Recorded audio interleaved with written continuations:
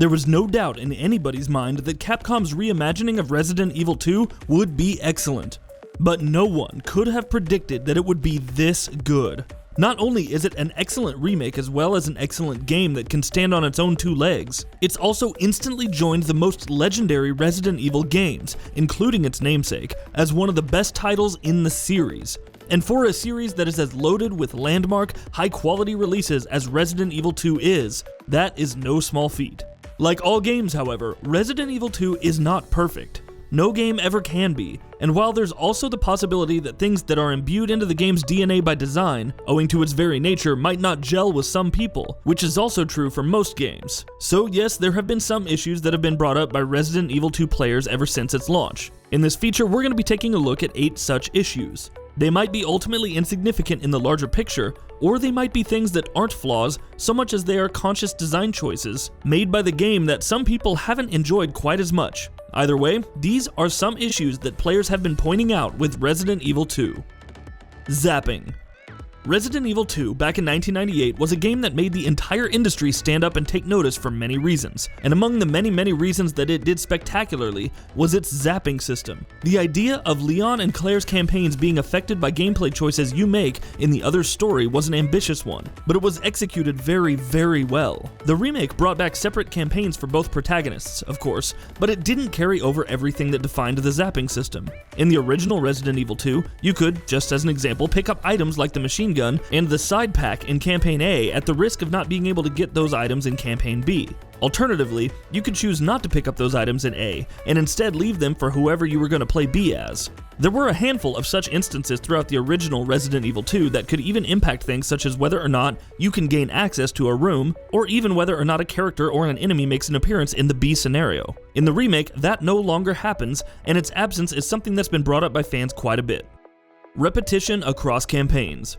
Claire and Leon do both have different campaigns, while flipping the order of who you go as first can also slightly alter some things in both scenarios. However, as people have been quick to point out, there is quite a bit of overlap and repetition across both campaigns. Of course, both campaigns do shift things around and shuffle elements quite a bit to make sure that they don't flat out feel like retreads. But all too often, both Claire and Leon are solving the same puzzles, at times fighting the same bosses, going through locations in the same order. A counter argument to that, I think, is that there are some things that are exclusive to both individual campaigns as well, such as story arcs, characters, the order of some events, some very specific boss fights, or even the difficulty, which ramps up in the second run considerably. So it would be fair to say that that staves off the sense of overfamiliarity that might have otherwise crept into this game.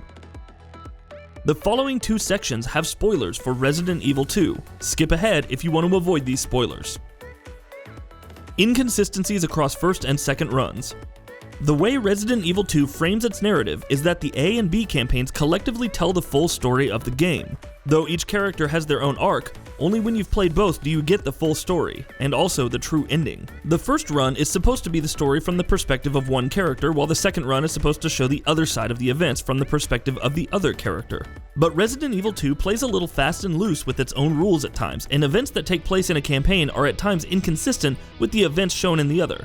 For example, if William Birkin had already killed Mr. X by literally ripping him in half under the RPD, how come Mr. X pops up again in Leon's campaign under the Umbrella Lab? Many have also brought up things such as the fact that Claire or Leon, depending on who you play as first, have to open up a statue once again, with discs that the other character should, by that point, already have retrieved to have already opened up the statue.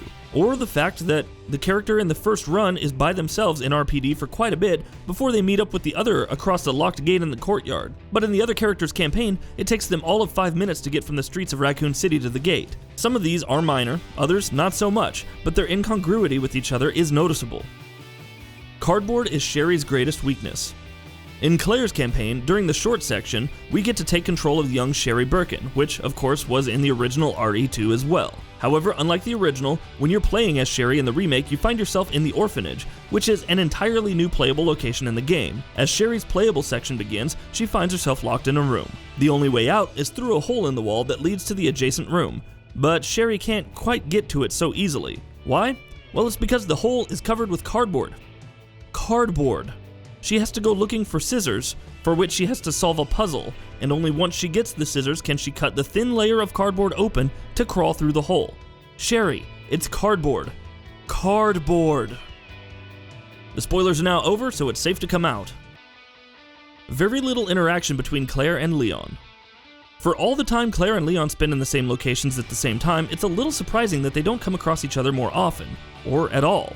Moments when the two of them are face to face with each other are very rare, and there have been a few Resident Evil 2 players who have voiced their dissatisfaction with how little interaction there is between both players. Sure, they do leave each other notes throughout the game, but other than the game's beginning, the scene in the courtyard, and the very end, they're mostly off doing their own thing, even though they're often in the same locations. In the original Resident Evil 2, there were more moments than in the remake where they crossed paths, while they would also stay in touch with each other over the radio, and as such, the two of them being separated, in spite of being in close proximity, was something that was contextualized better than it's been done in the remake. No stomping on zombies that have been downed. One of the best things Capcom could have done with Resident Evil was to bring it back down to earth again, to make it more grounded, to make the player feel more vulnerable thanks to, among many other things, a relatively more limited moveset. No more roundhouse kicks for Leon, and no more whatever the hell it was that Resident Evil 6 could let you do. With Resident Evil 7, and then with Resident Evil 2, they did exactly that. But you know what? I wouldn't have minded being able to stomp on zombies' heads who have been downed to finish them off. It's not something I feel like would have taken away from the game's horror too much. The Evil Within 2 lets you do just that, and it was still plenty scary. Sure, there's an argument to be made that not knowing whether or not a zombie is truly dead is something that adds to the horror and foreboding atmosphere of the game significantly. You never quite feel safe even in rooms and areas that you thought you'd previously cleared out. And sure, that's a valid point. But you can't deny that being able to stomp on zombies is something that could have come in handy in several tight situations. Missing enemy types. When it came to light, prior to Resident Evil 2's release, that it had removed a few enemy types and many boss-like encounters from the original game, such as the moth or the spiders in the sewers, there was a section of the fanbase that was pretty displeased about that. Almost to a baffling extent, in fact. And sure, it's true that there are some enemy types that the remake cuts out, and that zombies are very prominently featured throughout. But given just how excellent and formidable those zombies are as enemies, and the fact that the removed enemies, especially the moth, were very briefly featured in the original game anyway, I feel like their absence in the remake is only a flaw on paper, and not an actual flaw when you get down to playing the game. Not enough outdoors Raccoon City. As Resident Evil 2 begins, we see both Claire and Leon running through the ravaged streets of Raccoon City as they try to get to RPD, and in both their campaigns, you get to the building surprisingly quickly. There's a few more outdoor sections in Raccoon City in both campaigns, slightly more so in Claire's than in Leon's, but by and large the game really takes place mostly in indoor environments. The original Resident Evil 2, of course, was also largely set in indoor locations, but it did have a little bit more of Raccoon City itself than the remake does.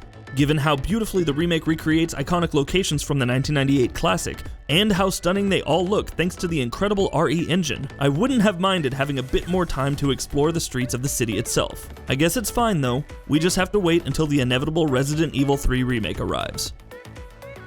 And that wraps it up. If you like what we're doing, please consider subscribing to our channel. We upload new videos daily. Also, don't forget to switch on the bell notification icon, that way you don't miss out on any of our videos.